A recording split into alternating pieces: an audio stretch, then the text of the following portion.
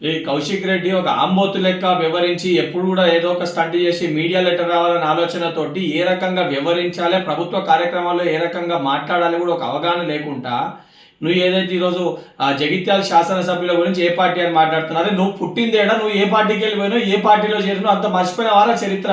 ఇవాళ ఏదో మాట్లాడి ఏది పడితే నోటికి వచ్చినట్టు ఆంబోతు లేక మాట్లాడుతున్నావు. కనీస అవగాహన లేకుండా, ఆలోచన లేకుండా దళితులని కాంగ్రెస్ పార్టీ మోసం చేసింది అంటున్నావు.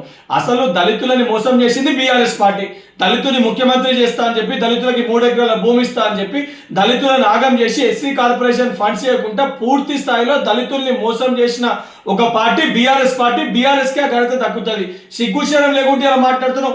ఆఖరికి హుజరాబాద్ ఎన్నికల సమయంలో దళితులకు 2వ విడత దళిత బంధు రావాలంటే నీ ఓట్లేసి గెలిపిస్తేనే దళిత బంధు వస్తుందని చెప్పి మాట్లాడిన ఒక వ్యక్తివి నువ్వు. సిగ్గుశరం లేకుంటే ఇలా మాట్లాడుతున్నావు. ఇప్పటికైనా నోరు అదుపులో పెట్టుకో కౌశిక్ రెడ్డి. ఒక ఎమ్మెల్యే లెక్క ప్రవర్తించు.